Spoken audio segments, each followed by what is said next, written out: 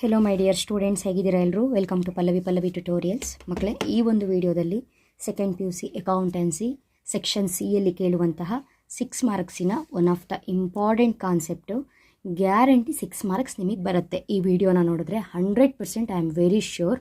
ಯಾಕಂತ ಹೇಳಿದ್ರೆ ಈಗ ಆಲ್ರೆಡಿ ನಾನು ಪ್ರಾಫಿಟ್ ಆ್ಯಂಡ್ ಲಾಸ್ ಅಪ್ರಾಪ್ರಿಯೇಷನ್ ಅಕೌಂಟಿಗೆ ಸಂಬಂಧಪಟ್ಟ ಹಾಗೆ ಸಾಕಷ್ಟು ವೀಡಿಯೋಸ್ಗಳನ್ನ ಅಪ್ಲೋಡ್ ಮಾಡಿದ್ದೀನಿ. ಸೊ ಇನ್ನೇನು ನಿಮಗೆ ಮಂಡೇ ಎಕ್ಸಾಮ್ ಇದೆ, ಸೊ ಪ್ರಿಪೇರ್ ಆಗ್ತಾ ಇರ್ತೀರಿ. ಈಸಿಯಾಗಿ 6 ಮಾರ್ಕ್ಸಿನ ಪ್ರಾಬ್ಲಮ್ ಏನಿದೆ ಅದು ಕೇವಲ 3 ಪ್ರಾಬ್ಲಮ್ಸನ್ನು ಅಟೆಂಡ್ ಮಾಡಿದರೆ ಸಾಕು. ಹೇಗಾದರೂ ನಿಮಗೆ ಇಲ್ಲೊಂದು 18 ಮಾರ್ಕ್ಸ್ ಬರಲಿ, ಯಾಕಂದರೆ ಅಡ್ಮಿಷನು, ರಿಟೈರ್ಮೆಂಟು, ಡಿಸಲ್ಯೂಷನ್ನು ಅದೆಲ್ಲ ಹೇಗೋ ಕಲ್ತ್ಕೊಬಿಟ್ಟಿರ್ತೀರಿ. ಇಲ್ಲೇ ಒಂದು ಸ್ವಲ್ಪ ನಿಮಗೆ ಕ್ಯಾಲ್ಕುಲೇಷನ್ ಮಾಡಲಿಕ್ಕೆ ಪ್ರಾಬ್ಲಮ್ ಆಗುತ್ತೆ. ಕಾರಣ ಏನು ಅಂತ ಹೇಳಿದರೆ, ಪ್ರಾಫಿಟ್ ಆ್ಯಂಡ್ ಲಾಸ್ ಅಪ್ರಾಪ್ರಿಯೇಷನ್ ಅಕೌಂಟನ್ನು ಡೈರೆಕ್ಟಾಗಿ ಕೇಳಿಬಿಟ್ರೆ ಅಲ್ಲಿ ಇಂಟ್ರೆಸ್ಟ್ ಆನ್ ಕ್ಯಾಪಿಟಲ್ನ ಕ್ಯಾಲ್ಕುಲೇಟ್ ಮಾಡಿ, ಇಂಟ್ರೆಸ್ಟ್ ಆನ್ ಡ್ರಾಯಿಂಗ್ಸನ್ನು ಕ್ಯಾಲ್ಕುಲೇಟ್ ಮಾಡಲಿ, ಆಮೇಲೆ ಸ್ಯಾಲ್ರಿಯನ್ನು ಕೊಡಿ, ಈ ರೀತಿಯಾಗಿ ಕೆಲವೊಂದು ಟಾಪಿಕ್ನ ಡೈರೆಕ್ಟಾಗಿ ನಿಮಗೆ ಕೇಳಿಬಿಟ್ಟು ಪ್ರಾಫಿಟ್ ಆ್ಯಂಡ್ ಲಾಸ್ ಅಪ್ರಾಪ್ರಿಯೇಷನ್ನ ಅಕೌಂಟನ್ನು ಪ್ರಿಪೇರ್ ಮಾಡಿ ಅಂತ ಹೇಳಿದ್ರೆ ಆರಾಮಾಗಿ ಪ್ರಿಪೇರ್ ಮಾಡ್ತೀರಿ. ಆದರೆ ಅದರಲ್ಲಿ ಒಂದು ಟ್ವಿಸ್ಟ್ ಏನು ಅಂತ ಹೇಳಿದ್ರೆ, ಗ್ಯಾರಂಟಿ ಆಫ್ ಎ ಪ್ರಾಫಿಟ್ಟು. ಬಿಸ್ನೆಸ್ಸಿಗೆ ಪ್ರಾಫಿಟ್ ಆಗಲಿ, ಬಿಸ್ನೆಸ್ಸಿಗೆ ಪ್ರಾಫಿಟ್ ಆಗದೇ ಇರಲಿ, ಒಬ್ಬ ನ್ಯೂ ಪಾರ್ಟ್ನರ್ ಬಂದು ಅಡ್ಮಿಟ್ ಆಗಿದ್ದಾನೆ ಅಂತ ಹೇಳಿದ್ರೆ ಅವನಿಗೆ ಗ್ಯಾರಂಟಿ ಪ್ರಾಫಿಟ್ ಕೊಡಿ ಅಂತ ಹೇಳಿಕೊಂಡು ನಿಮಗೊಂದು ಪ್ರಾಬ್ಲಮ್ನ ಕೊಡ್ತಾರೆ. ದಟ್ ಮೀನ್ಸ್ ಅವನಿಗೊಂದು ಶೇರ್ ಅಂತ ಇರುತ್ತೆ, ಬಿಸ್ನೆಸ್ಸಲ್ಲಿ ಒಂದು ನೆಟ್ ಪ್ರಾಫಿಟ್ ಅಂತ ಇರುತ್ತೆ.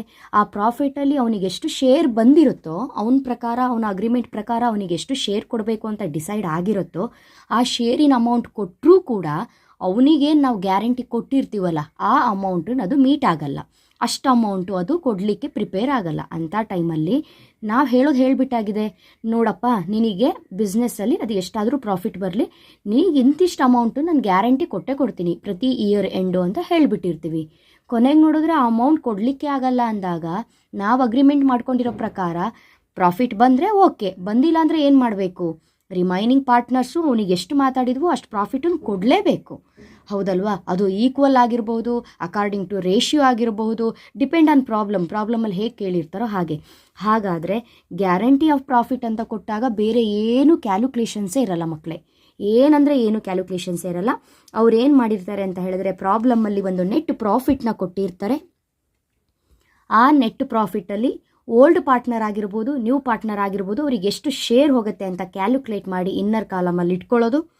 ಕ್ಯಾಲ್ಕುಲೇಟ್ ಮಾಡಿದಾಗ ಅವ್ರೇನು ಇಲ್ಲಿ ಗ್ಯಾರಂಟಿ ಕೊಟ್ಟಿರ್ತಾರೆ ಅದು ನ್ಯೂ ಪಾರ್ಟ್ನರಿಗೆ ಹೋಗ್ತಿದೆಯಾ ಅಮೌಂಟು ಅಂತ ಚೆಕ್ ಮಾಡೋದು. ಇಲ್ಲ 25,000 ರೂಪಾಯಿ ಬರ್ತಾನೆ ಇಲ್ಲ, ಕಡಿಮೆನೇ ಬರ್ತಿದೆ ಅಂತ ಹೇಳಿದ್ರೆ ಎಷ್ಟು ಬರ್ತಿದೆ, ಇನ್ನು ಎಷ್ಟು ಕೊಡಬೇಕು ಅಂತ ಹೇಳ್ಕೊಂಡು ಕ್ಯಾಲ್ಕುಲೇಟ್ ಮಾಡ್ಕೊಳ್ಳೋದು. ರಿಮೈನಿಂಗ್ ಅಮೌಂಟನ್ನು old partners equal according to ರೇಷಿಯೋನ ಶೇರ್ ಮಾಡ್ಕೊಳ್ಳೋದು. ಆ ಅಮೌಂಟನ್ನು ಹೊಸ ಪಾರ್ಟ್ನರ್ಗೆ, ನ್ಯೂ ಪಾರ್ಟ್ನರಿಗೆ ಕೊಡೋದು. ಫಸ್ಟ್ ಆಲ್ರೆಡಿ ಕ್ಯಾಲ್ಕುಲೇಟ್ ಮಾಡಿರೋ ಅಮೌಂಟ್ ಇರುತ್ತಲ್ಲ ಓಲ್ಡ್ ಪಾರ್ಟ್ನರ್ಸಿಂದು, ಅದರಲ್ಲಿ ಹೊಸ ಪಾರ್ಟ್ನರಿಗೆ ಏನು ಎಕ್ಸ್ಟ್ರಾ ಅಮೌಂಟ್ ಕೊಟ್ಟಿರ್ತಾರೆ ಅದನ್ನು ಲೆಸ್ ಮಾಡಿ ಉಳಿದಿರೋ ಅಮೌಂಟನ್ನು ಬರೆಯೋದು. ಹಾಗಾದರೆ ನೀವು ಮಾಡಿರುವ ಪ್ರಾಬ್ಲಮ್ ಕರೆಕ್ಟ್ ಆಗಿದೆ ಅಂತ ಹೇಗೆ ಕ್ಯಾಲ್ಕುಲೇಟ್ ಮಾಡೋದು ಅಂತ ಹೇಳಿದ್ರೆ, ಅವರೇನಿಲ್ಲಿ ನೆಟ್ ಪ್ರಾಫಿಟ್ ಅಂತ ಕೊಟ್ಟಿರ್ತಾರಲ್ಲ ಇದೇ ಟೋಟಲ್ ಬರುತ್ತೆ. ಯಾಕಂದರೆ ಬೇರೆ ಏನು ಕ್ಯಾಲ್ಕುಲೇಷನ್ಸೇ ಇಲ್ಲ ಇಲ್ಲಿ.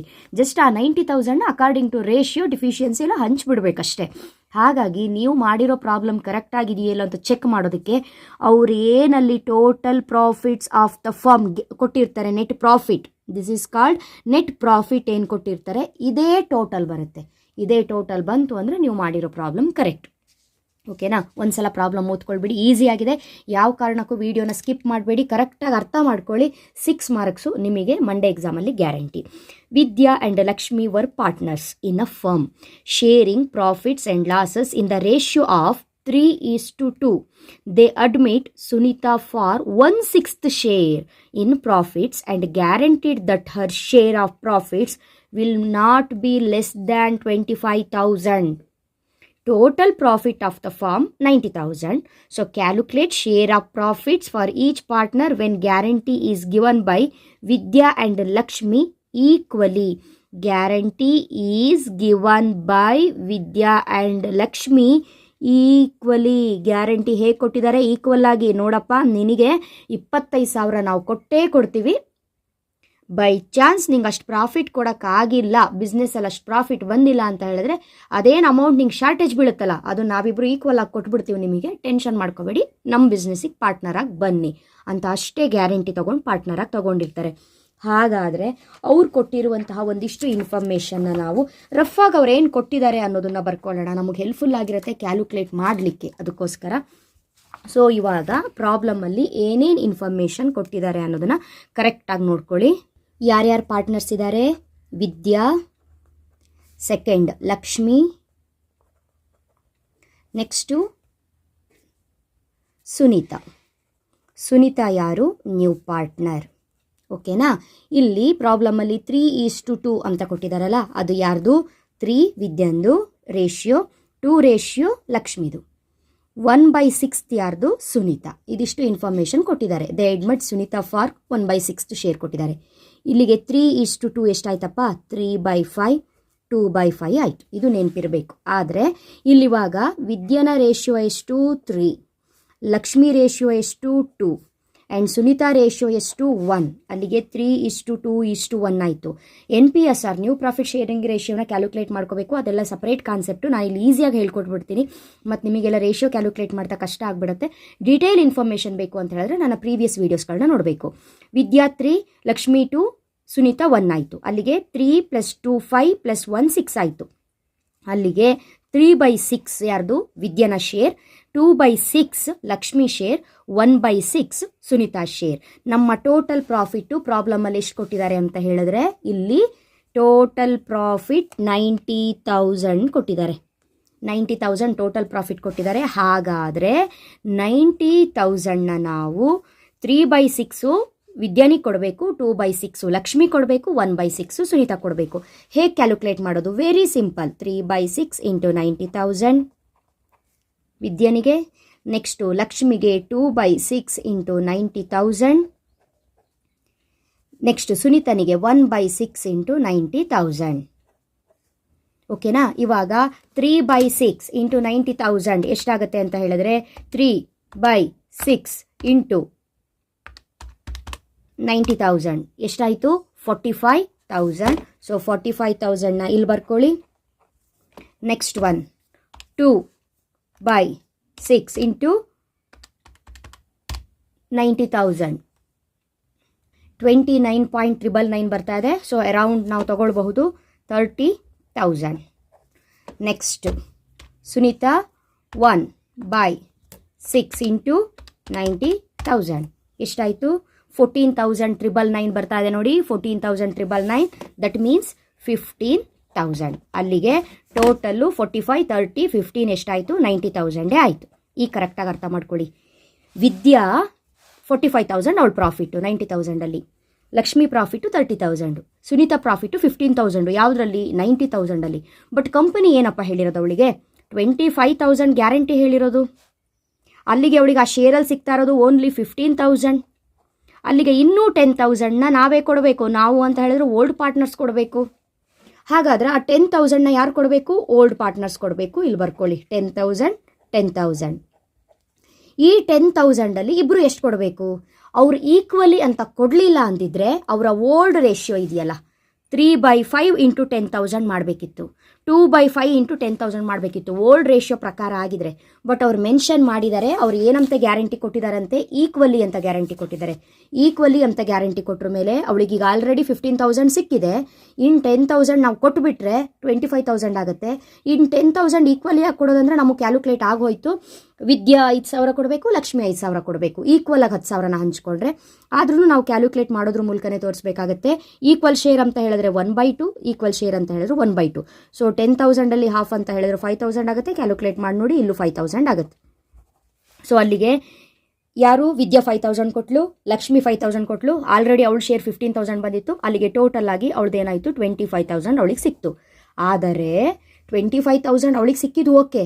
ಬಟ್ ಇಲ್ಲಿಗ ಆಲ್ರೆಡಿ ವಿದ್ಯನಿಗೆ 45,000, ಲಕ್ಷ್ಮಿಗೆ 30,000 ಅಂತ ಏನು ಕ್ಯಾಲ್ಕುಲೇಟ್ ಮಾಡಿದ್ವಿ ಅದನ್ನು ಔಟರ್ ಕಾಲಮಲ್ಲಿ ಬರೀಲಿಕ್ಕಾಗಲ್ಲ. ಕಾರಣ 5,000 ವಿದ್ಯಾ 5,000ನ ಸುನೀತಾ ಕೊಟ್ಟಾಗಿದೆ. ದೆನ್ ಲಕ್ಷ್ಮಿ ಕೂಡ 5,000ನ ಸುನೀತಾ ಕೊಟ್ಟಾಗಿದೆ. ಹಾಗಾಗಿ ರಿಮೈನಿಂಗ್ ಉಳಿಯೋದು ಇವರ ಅಕೌಂಟಲ್ಲಿ ಓನ್ಲಿ 40,000, ಇಲ್ಲಿ 25,000. ಇಷ್ಟೇ. ಇದಿಷ್ಟನ್ನ ಅಕಾರ್ಡಿಂಗ್ ಟು ರೂಲ್ಸ್ ಕರೆಕ್ಟಾಗಿ ಒಂದು ಕಡೆ ಬರೆದಿಟ್ರೆ ಆಯಿತು. ಕಾನ್ಸೆಪ್ಟ್ ಅರ್ಥ ಆಯಿತು ಅಂದ್ಕೊಂಡಿದ್ದೀನಿ. ಫಸ್ಟು ಕಾಲಮ್ನ ಹಾಕ್ಕೊಳ್ಬೇಕು. Same as it is column profit and loss appropriation column, profit and loss appropriation account, particulars amount ಹಾಕ್ಕೊಳ್ಳೋದು. ನೆಕ್ಸ್ಟು ಡೆಬಿಟ್ ಸೈಡಲ್ಲಿ 2 ಬರುತ್ತೆ, ನೆಕ್ಸ್ಟು ಕ್ರೆಡಿಟ್ ಸೈಡಲ್ಲಿ ಬೈ ಬರುತ್ತೆ. ಕ್ರೆಡಿಟ್ ಸೈಡಲ್ಲಿ ನಾವು by profit and loss account ಅಂತ ಬರ್ಕೊಳ್ತೀವಿ, ಅಥವಾ ನಿಮಗೆ ಬರೀಲಿಕ್ಕೆ ಏಕದಮ್ ನೆನಪಾಗಿಲ್ಲ ಅಂತ ಹೇಳಿದ್ರೆ ನೆಟ್ ಪ್ರಾಫಿಟ್ ಅಂತ ಬರೀರಿ. ಪ್ರಾಬ್ಲಮಲ್ಲಿ ಇರುವಂತಹ ನೆಟ್ ಪ್ರಾಫಿಟ್ 90,000 ಅಂತ ಬರ್ಕೊಳ್ಳೋದು. ಸೊ ಈ 90,000ಗೆ ನಾವಿವಾಗ ಕ್ಯಾಲ್ಕುಲೇಷನ್ಸ್ ಮಾಡ್ತಾ ಹೋಗಬೇಕು. ಫಸ್ಟ್ ವಿದ್ಯಾ. ಸೊ ವಿದ್ಯೆನ ಶೇರ್ ಎಷ್ಟು ಅಂತ ನಾವು ಕ್ಯಾಲ್ಕುಲೇಟ್ ಮಾಡ್ಕೊಂಡಿದ್ದೀವಿ ಆಲ್ರೆಡಿ. ಅಲ್ಲಿಗೆ 3/6 ಇಂಟು 90,000 ಎಷ್ಟು ಬಂದಿತ್ತು ನಮಗೆ ಟೋಟಲ್ಲು 45,000 ಬಂದಿತ್ತು. ಅದಕ್ಕೆ ಫಸ್ಟ್ ಕ್ಯಾಲ್ಕುಲೇಟ್ ಮಾಡ್ಕೊಬಿಟ್ರೆ ರಾಂಗ್ ಆಗಲ್ಲ. 45,000 ಬಂದಿತ್ತು. 45,000 ನಾವು ಡೈರೆಕ್ಟಾಗಿ ಔಟರ್ ಕಾಲಮಿಗೆ ಯಾಕೆ ಇಡಲ್ಲ ಅಂತ ಹೇಳಿದ್ರೆ, ಹೊಸ ಪಾರ್ಟ್ನರ್ ನ್ಯೂ ಪಾರ್ಟ್ನರಿಗೆ ಕರೆಕ್ಟ್ ಶೇರ್ ಬಂದಿದೆಯಲ್ಲ ಅಂತ ಚೆಕ್ ಮಾಡೋವರೆಗೂ ಕೂಡ ನಾವು ಔಟರ್ ಕಾಲಮಿಗೆ ಬರೆಯೋದಿಲ್ಲ. ಸೆಕೆಂಡು ವಿದ್ಯಾ, ಅದ್ರ ಮೇಲೆ ಲಕ್ಷ್ಮಿ ಅಂತ ನೇಮ್ ಬರ್ಕೊಂಡು ಲಕ್ಷ್ಮಿದೇನಿದೆ ಕ್ಯಾಲ್ಕುಲೇಟ್ ಮಾಡಿ 2/6 ಇಂಟು 90,000 ಅಂತ ಬರ್ಕೊಳ್ಳಿ. ಸೊ ಕ್ಯಾಲ್ಕುಲೇಟ್ ಮಾಡಿದಾಗ ನಮಗೊಂದು ಅಮೌಂಟ್ ಬಂದಿದೆ 30,000 ಅಂತ. ಸೊ ಇದು ಕೂಡ ಇನ್ನರ್ ಕಾಲಮಲ್ಲೇ ಇರಲಿ. Next Sunita new partner. So Sunita share 1/6 into 90,000 ಇದೆ.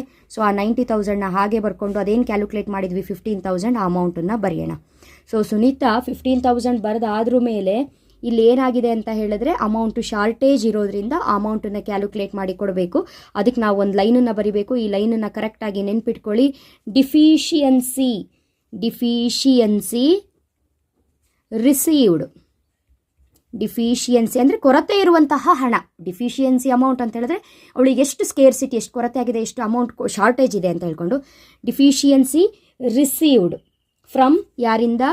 Deficiency received from. ಡೈರೆಕ್ಟಾಗಿ ಹೇಗೆ ಬರೋದ್ರಿ ಅಂದರೆ ನಾವು ಆಲ್ರೆಡಿ ಕ್ಯಾಲ್ಕುಲೇಟ್ ಮಾಡಿದ್ದೀವಿ. ಅವಳಿಗೆ ಡಿಫಿಷಿಯನ್ಸಿ ಇದೆ, 25,000 ಅಮೌಂಟ್ ಬರ್ತಾ ಇಲ್ಲ 1/6 ಶೇರಿಗೆ ಅನ್ನೋ ನಮಗೆ ಗೊತ್ತಾಗ್ತಾ ಇದೆ, 15,000 ಮಾತ್ರ ಇದೆ. ಹಾಗಾಗಿ ಡಿಫಿಷಿಯನ್ಸಿ ಅಮೌಂಟ್ ಕೊಡಬೇಕು. ಯಾರ್ಯಾರು ಕೊಡಬೇಕು? ಫಸ್ಟು ವಿದ್ಯಾ ಕೊಡಬೇಕು, ಸೆಕೆಂಡು ಲಕ್ಷ್ಮಿ ಕೊಡಬೇಕು. ಹೌದಾ? ವಿದ್ಯಾ ಈಕ್ವಲ್ ಆಗಿ ಕೊಡಬೇಕು, ಲಕ್ಷ್ಮಿ ಕೂಡ ಈಕ್ವಲ್ ಆಗಿ ಕೊಡಬೇಕು. ಎಷ್ಟು ಈಕ್ವಲ್ ಆಗಿ ಕೊಡಬೇಕು? 15,000 ಅವಳದ್ದು ಲೆಕ್ಕಾಚಾರ ಬಂದುಬಿಟ್ಟಿದೆ. ಅವಳಿಗೆ ನಾವು ಇಲ್ಲಿ ಕೊಡಬೇಕು ಅಂತ ಹೇಳ್ಕೊಂಡು ನಮಗೆ ಕಂಪನಿ ಹೇಳಿರೋಂಥದ್ದು ಗ್ಯಾರಂಟಿ 25,000 ಕೊಡಿ. 25,000ಗಿಂತ ₹1 ಕಡಿಮೆ ಇರಬಾರ್ದಂತೆ. 25,000 ಕೊಡಬೇಕು ಅಂದರೆ 15 ಇಲ್ಲಿ ಸಿಕ್ಕಿಬಿಟ್ಟಿದೆ ಅವಳಿಗೆ. ಇನ್ನು 10,000 ಶಾರ್ಟೇಜ್ ಇದೆ. ಸೊ 10,000 ಅಂತ ಇಲ್ಲಿ ಬರ್ಕೊಳ್ಳೋದು, ಇಲ್ಲೂ ಕೂಡ 10,000 ಅಂತ ಬರ್ಕೊಳ್ಳೋದು. ಬರ್ಕೊಂಡಾದ್ರ ಮೇಲೆ ಎರಡರದ್ದು ಅಮೌಂಟ್ ಎಷ್ಟು ಬರುತ್ತೆ? 5,000 ಬಂತು. ಸೊ ಇವಾಗ ಏನಾಯಿತು ಅಂತ ಹೇಳಿದ್ರೆ ಇಲ್ಲಿ 15,000 ಸುನೀತನ ಪ್ರಾಫಿಟ್ ಅಮೌಂಟು, ಇಲ್ಲಿ 5,000 ಡಿಫಿಷಿಯನ್ಸಿ, ಇದು 5,000 ಡಿಫಿಷಿಯನ್ಸಿ ಅಮೌಂಟು. ಟೋಟಲ್ ಆಗಿ ಸೇರಿ ಅವಳ ಅಮೌಂಟು 25,000 ಆಯಿತು. ಓಕೆನಾ? ಈಗ next come to the Vidya and ಲಕ್ಷ್ಮಿಗೆ ಬಂದಾಗ ನಾವಿಲ್ಲಿ ವಿದ್ಯೆಂದು ಎಷ್ಟಿತ್ತು? 45,000 ಇತ್ತು. ಈಗ ಏನಾಗಿದೆ? ಡಿಫಿಷಿಯನ್ಸಿ ಅಮೌಂಟ್ ಲೆಸ್ ಆಗಿದೆ. ಇಲ್ಲಿ ಶೇರ್ ಇನ್ ಡಿಫಿಷಿಯನ್ಸಿ ಅಂತ ಬರೀರಿ, ಅಥವಾ ಡಿಫಿಷಿಯನ್ಸಿ ಅಮೌಂಟ್ ಅಂತ ಬರೀರಿ. 1/2 ಇಂಟು 10,000. ಲಕ್ಷ್ಮಿಗೂ ಕೂಡ 1/2 ಇಂಟು 10,000. ಹೌದಾ? ಇಲ್ಲಿ ನೀವು ಲೆಸ್ ಶೇರ್ ಇನ್ ಡಿಫಿಷಿಯನ್ಸಿ ಅಂತ ಡೀಟೇಲ್ ಆಗಿ ಬರಿಬೇಕು. ಬರೆದಾದ್ರ ಮೇಲೆ ಎಷ್ಟು ಅಮೌಂಟ್ ಬಂತಿಲ್ಲಿ? 5,000. ಇಲ್ಲೂ ಕೂಡ 5,000 ಬಂತು. ಸೊ ಲೆಸ್ ಅನ್ನೋದನ್ನು ನಾವಿಲ್ಲಿ ತೋರಿಸಿದ್ದೀವಿ. ಇಲ್ಲಿ 5,000ನ ಲೆಸ್ ಮಾಡಿ ರಿಮೈನಿಂಗ್ 40,000ನ ಔಟರ್ ಕಾಲಮಿಗೆ ಬರೀರಿ. ಇಲ್ಲಿ 30,000 ಇದೆ, 5,000 ಏನು ಸುನೀತಾನಿ ಕೊಟ್ಟಿದ್ದಾಳೆ ಅದನ್ನು ಲೆಸ್ ಮಾಡಿ 25,000ನ ಔಟರ್ ಕಾಲಮಿಗೆ ಬರೀರಿ.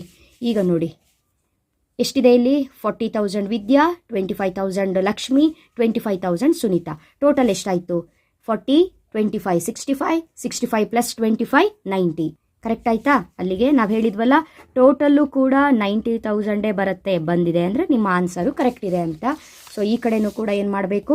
ಟೋಟಲ್ 90,000 ನೋಡಿ ಆಗೋಯ್ತು ಪ್ರಾಬ್ಲಮ್. 6 ಮಾರ್ಕ್ಸ್ ಬಂತು. ಇದೇ ಕ್ಯಾಲ್ಕುಲೇಷನ್ಸ್ ಎಲ್ಲ ಕಡೆ ನೀವು ಫಾಲೋ ಮಾಡೋದ್ರಾಯ್ತು. ಇಲ್ಲಿ ಹೇಳಿದ್ದೀನಿ ನಾನು ಈಕ್ವಲಿ ಅಂತ ಬಂದಿದೆ. ಅಲ್ಲೇನಾದರೂ ನಿಮಗೆ ಅಂದರೆ ಗ್ಯಾರಂಟಿ ಗಿವನ್ ಯಾವುದು ಬೇಸ್ ಮೇಲೆ ಯಾವುದು ಅಂತ ಹೇಳಿದ್ರೆ ಅಕಾರ್ಡಿಂಗ್ ಟು ರೇಷಿಯೋ ಅಂತ ಕೊಟ್ಟಿದ್ರೆ ಇಲ್ಲಿ ಏನು 1/2 ಅಂತ ಹಾಕಿದ್ದೀನಿ ಈಕ್ವಲ್ ಶೇರ್ ಅಂತ, ಅಲ್ಲಿ 3/5 2/5 ಹಾಕಬೇಕಿತ್ತು ಅಷ್ಟೇ. ಮತ್ತು ಇನ್ನೇನು ಡಿಫ್ರೆನ್ಸ್ ಇಲ್ಲ. ಬೇಕಾದರೆ ಇನ್ನೊಂದು ನಿಮಗೆ ಮಾಡೆಲ್ ಪೇಪರ್ 3 ಬಿಟ್ಟಿದ್ದಾರೆ, ಅದರಲ್ಲಿ ಯಾವ ರೀತಿ ಪ್ರಾಬ್ಲಮ್ ಇದೆ ಅಂತ ನೋಡಿ. ಅದಕ್ಕೂ ಕೂಡ ಆನ್ಸರ್ನ ಅಪ್ಲೋಡ್ ಮಾಡುವಾಗ ನಿಮಗೆ ಅದರಲ್ಲಿ ಏನಾದರೂ ಮತ್ತೆ ಡೌಟ್ ಇದ್ದರೆ ಕ್ಲಾರಿಫಿಕೇಷನ್ ಕೊಡ್ತೀನಿ. ಐ ಥಿಂಕ್ ಈ ಒಂದು ವಿಡಿಯೋದಿಂದ 6 ಮಾರ್ಕ್ಸ್ ನಿಮಗೆ ಗ್ಯಾರಂಟಿ ಬರುತ್ತೆ ಅಂತ ಅಂದ್ಕೊಂಡಿದ್ದೀನಿ. ಇದೇ ರೀತಿಯಾಗಿ ಇನ್ನುಳಿದಂತಹ 6 ಮಾರ್ಕ್ಸ್ ರಿಮೈನಿಂಗ್ ಕಾನ್ಸೆಪ್ಟು ಈಸಿಯಾಗಿ 6 ಮಾರ್ಕ್ಸ್ನ ಹೇಗೆ ತೊಗೊಳ್ಳೋದು ಅನ್ನೋದನ್ನು ಅಪ್ಲೋಡ್ ಮಾಡ್ತೀನಿ. ಆ ವಿಡಿಯೋ ಬಂದ ತಕ್ಷಣ ನೋಟಿಫಿಕೇಶನ್ ಬರಬೇಕು ಅಂತ ಹೇಳಿದ್ರೆ ಜಸ್ಟ್ ಸಿಂಪಲ್ ನಮ್ಮ ಚಾನಲ್ ಪಲ್ಲವಿ ಟ್ಯುಟೋರಿಯಲ್ಸ್ನ ಸಬ್ಸ್ಕ್ರೈಬ್ ಮಾಡಿಕೊಂಡು ಆಲ್ ಬಟನ್ನ ಕ್ಲಿಕ್ ಮಾಡ್ಕೊಳ್ಳಿ. ವಿಡಿಯೋ ಬಂದ ತಕ್ಷಣ ನಿಮಗೆ ನೋಟಿಫಿಕೇಶನ್ ಬರುತ್ತೆ. ನೆಕ್ಸ್ಟ್ ಪ್ರಾಬ್ಲಮ್ ಇಲ್ಲಿ calculate new profit sharing ratio NPSR ಕೇಳಿದ್ದಾರೆ. ಸೊ NPSR ನೀವೆಲ್ಲ ಕಂಟಿನ್ಯೂಸ್ ನಾನು ಫಾಲೋ ಮಾಡಿದ್ರೆ ನಿಮಗೆ ಗೊತ್ತಿರುತ್ತೆ. 10 to 12 ವೀಡಿಯೋಸ್ ಇದೆ ಈ ಒಂದು ಕಾನ್ಸೆಪ್ಟಿಗೆ ಸಂಬಂಧಪಟ್ಟಾಗೆ ನನ್ನ ಚಾನಲಲ್ಲಿ. ಸೊ ವಾಚ್ ಮಾಡಿ. ಇನ್ನೂ ಡೌಟ್ ಬಂತು ಅಂತ ಹೇಳಿದ್ರೆ ಒಂದು ಪ್ರಾಬ್ಲಮ್ನ ಅಪ್ಲೋಡ್ ಮಾಡ್ತೀನಿ. ಓಕೆ, ನೆಕ್ಸ್ಟ್ ವೀಡಿಯೋದಲ್ಲಿ ಮತ್ತೆ ಸಿಗ್ತೀನಿ. ಅಲ್ಲಿವರೆಗೂ ಚೆನ್ನಾಗಿ ಓದ್ಕೊಳ್ಳಿ. Thank you. All the best.